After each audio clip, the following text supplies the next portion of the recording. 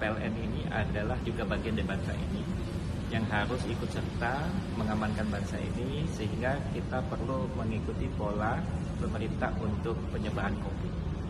Nah, untuk itulah salah satu yang kita lakukan pada waktu 2 bulan sebelumnya, pada waktu merebaknya COVID itu, pada bulan Maret dan bulan April, kita tidak melakukan pembacaan meter. Kenapa? Karena kita ingin membatasi gerakan daripada teman-teman dealer kita dari satu tempat ke tempat lainnya, yang bisa memungkinkan itu menimbulkan penyebaran virus. Itu pertama. Jadi kita pada waktu bulan Maret dan bulan April melakukan pencatatan meter yang dipakai oleh pelanggan itu melalui rata-rata 3 bulan ke belakang. Nah, 3 bulan ke belakang ini adalah pemakaian yang normal dia, yang dimana dia bekerja di kantor, hidup seperti biasa.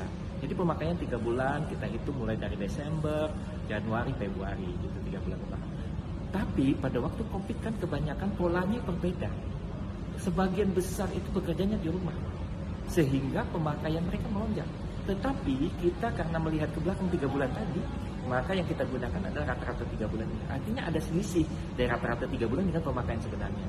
Dan ini terjadi di 2 bulan berikutnya, pada bulan April juga begitu kita lakukan. Nah, pada waktu kita bulan April dan akhir Mei itu, kita melakukan pencatatan mungkin. Pencatatan ini yang kita lakukan, ya.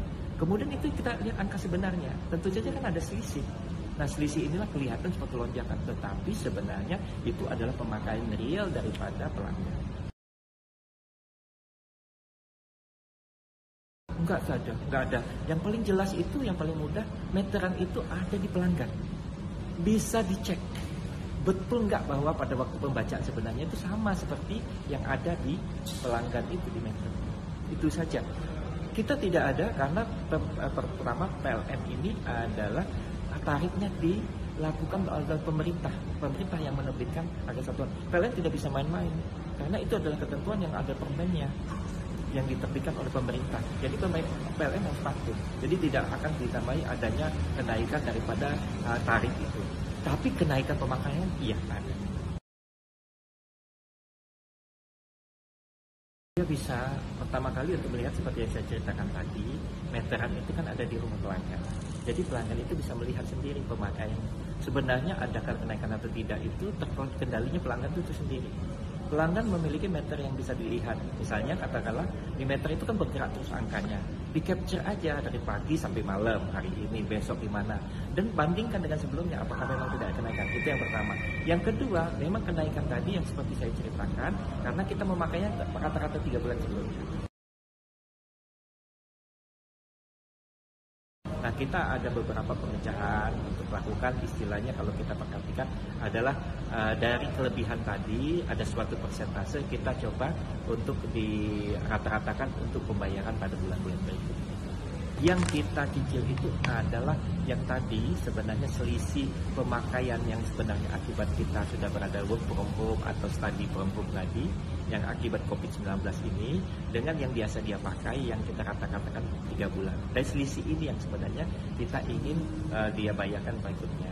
Itu adalah salah satu cara PLN untuk bagaimana supaya lonjakan terlalu tinggi itu masyarakat tidak terlalu terasa. Tentu saja ada, tetapi yang pertama kali kita sarankan adalah tentu saja pelanggan itu self-check dulu. Check and recheck, membandingkan.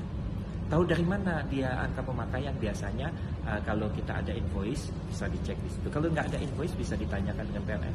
So berapa sebenarnya sih pembayaran saya ini, berapa meter yang tercatat itu bisa ditanyakan di channel kita, ada juga, ada di telepon 123, kita juga ada di Twitternya PLN 123, ada juga di Facebook, atau juga sarana-sarana lain seperti misalnya website kita. Itu bisa ditanyakan, kemudian kita bandingkan memang benarkah apa ininya. Jadi kalau ada pemakaian memang sesuai dengan meternya, itu yang dipakai. Tetapi kita menggunakan ada beberapa sebanyak 1,8 juta pelanggan ini kita lakukan adalah model capping istilahnya, bukan capping, pengertiannya adalah yang selisih tadi yang supaya lonjakan tinggi kita rata-ratakan untuk dibayarkan pada 3 bulan berikutnya per bulan.